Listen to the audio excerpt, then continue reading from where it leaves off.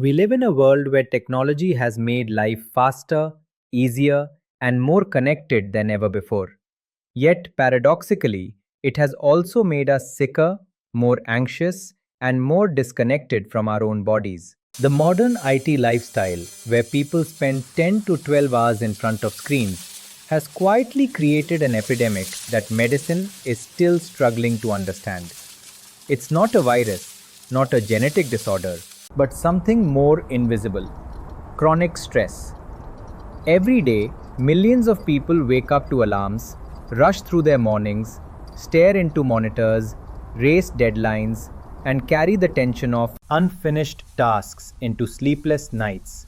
Over time, this constant state of hyperactivity doesn't just exhaust the mind, it rewires it. It floods the body with stress hormones, disrupts digestion, weakens immunity, and disturbs the delicate communication between the brain, gut, and heart. What follows is a cascade of psychosomatic illnesses: hypertension, migraines, diabetes, digestive issues, allergies, skin problems, even heart diseases, each rooted in emotional and mental imbalance. Medical science, for all its brilliance in curing infections and extending lifespans, still mostly treats the symptoms of these lifestyle diseases. But the root cause often lies deeper, in our inability to adapt to the unnatural rhythm of modern life. The human body evolved for balance, for cycles of activity and rest, effort and stillness. But now we are caught in a loop of stimulation without pause. We've replaced the natural sunrise with the glow of screens and the silence of night with scrolling feeds. We eat not because we are hungry, but because the clock says it's lunchtime. We push through fatigue with caffeine and suppress emotions with entertainment. This imbalance is not just physical, it's energetic. When life energy disperses in every direction, what remains is fatigue, frustration, and disease. Ancient systems like Ayurveda and yoga understood this far before modern psychology caught up. They teach that health is not the absence of disease. It is a state of harmony between body, mind, and consciousness. And harmony begins with awareness. For instance, Ayurveda reminds us that hunger is sacred. It signals that the previous meal has been digested and that the fire of digestion, Agni, is ready again. Eating without hunger burdens the liver, slows metabolism, and disturbs gut health. Similarly, staying up late after midnight is not just a harmless habit. It disrupts the circadian rhythm and interferes with the body's natural detox cycle, which peaks between 10 pm and 2 am. That's when the liver regenerates, hormones stabilize, and deep repair takes place. When we eat heavy dinners late at night or sleep past midnight, we rob the body of its chance to reset. Another invisible destroyer of health is multitasking. The modern mind, constantly jumping between notifications and to do lists, releases a steady stream of cortisol, the stress hormone.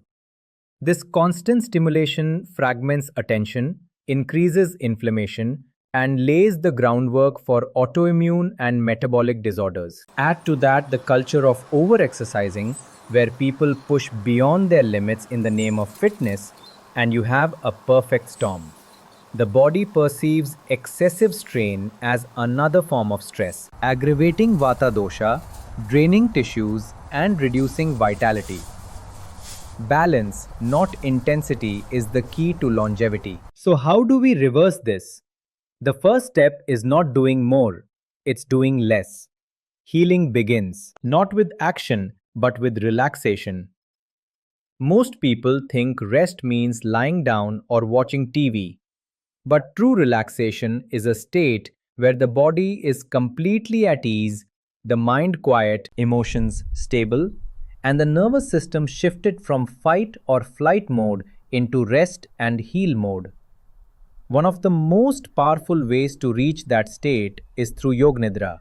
also called yogic sleep. It's not actual sleep, it's a guided meditative process that takes you to the border between wakefulness and sleep, where brain waves slow down from beta to alpha and theta. In this state, the conscious mind relaxes and the subconscious becomes accessible. That's where deep rooted emotions, memories, and patterns, what yogic philosophy calls samskaras, reside. During Yoga Nidra, as awareness flows inward, these buried impressions rise gently to the surface. Instead of reacting or suppressing them, you simply witness them. This witnessing awareness allows repressed tensions to dissolve naturally. As the knots of the psyche untie, energy once trapped in fear or trauma becomes available again for healing and creativity. And when the mind is calm and receptive, any positive intention, called sankalpa, planted in that moment takes root deeply. Because the usual noise of the mind is silent. This is why Yoga Nidra is more powerful than willpower alone. You can't force yourself to be peaceful. You can only become peaceful by releasing what blocks it. Over time, this practice recalibrates the entire system. The nervous system regains its balance, hormones stabilize, digestion improves, and immunity strengthens. People who regularly practice Yoga Nidra often report not just better sleep or less stress, but also clarity, emotional resilience, and a sense of inner renewal. It's as if the body remembers how to heal itself once the mind stops interfering. This is what modern science is beginning to confirm, that the body's self healing mechanisms activate when we move from stress mode to relaxation mode. The truth is, we don't fall sick overnight. Disease is the body's way of saying, "You've been ignoring me." Each skipped meal, late night binge, anxious thought, and suppressed emotion adds a drop to the reservoir of imbalance until one day it overflows. The same way, healing is not instant. It's the cumulative result of small, mindful choices repeated over time. Eat when you're truly hungry. Sleep before midnight. Stop multitasking. Move your body, but not beyond its comfort. And above all, make time every day to simply relax and be. The moral of this story is simple yet profound. In the rush to make a living, don't forget to live. Your body is not a machine to be optimized. It's a living ecosystem that thrives on rhythm, rest, and reverence. Healing doesn't always mean adding new things. It often means unlearning what drains you. When you align your lifestyle with the natural flow of life, health is not something you chase, it becomes your default state. This information is brought to you by Ramakrishna Surathu, author of the book You Are God, founder, developer, and chief executive officer of the self sustainable city